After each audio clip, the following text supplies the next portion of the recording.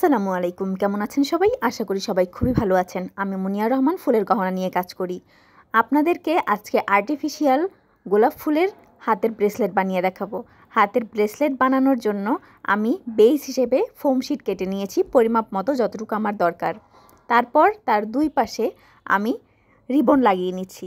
এটা ফিতা অথবা রিবন, আপনারা যেটা বলেন। তারপরে হচ্ছে আমি গোলাপ ফুলগুলো লাগিয়ে নিব। প্রথমে একটা গোলাপ ফুলে আমি পিছন দিকে একদম সুন্দরভাবে গ্লু লাগিয়ে নিলাম, একদম বেসটার সাথে খুব সুন্দরভাবে। তারপর হচ্ছে আমি আরেকটা গোলাপ ফুলেও গ্লু লাগিয়ে একদম ঠিক দুইটা গোলাপ ফুল একই সাথে খুব কাছাকাছি লাগিয়ে নিয়েছি।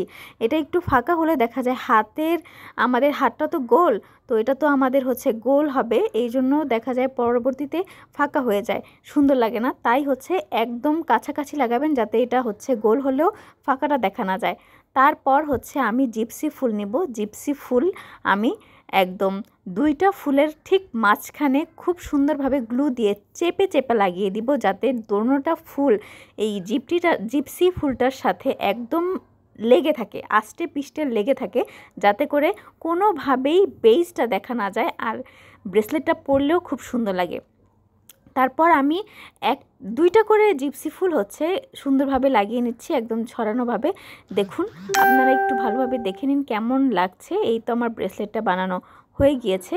তো আপনারা অবশ্যই জানাবেন ব্রেসলেটটা কেমন হয়েছে, এবং আপনারা যদি এরকম ব্রেসলেট নিতে চান তাহলে অবশ্যই অর্ডার করুন আমার ফেসবুক পেজ মুনিয়াস ওর্ড অ্যান্ড ক্রাফট, আমার ইউটিউব পেজও মুনিয়াস ওর্ড অ্যান্ড ক্রাফট। যেহেতু ইউটিউবে অর্ডার করা যায় না, আপনারা আমার ফেসবুক পেজে নক দিবেন অবশ্যই আমাকে।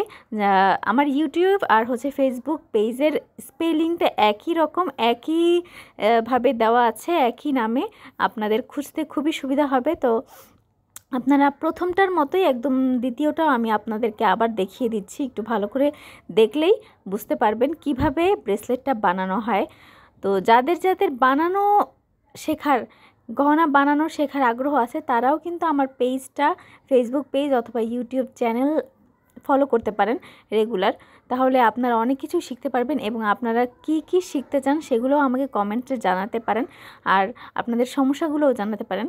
তো আর হচ্ছে যদি অর্ডার করতে চান তাহলে অবশ্যই আমার ফেসবুক পেজে অর্ডার করতে হবে। আল্লাহ হাফেজ।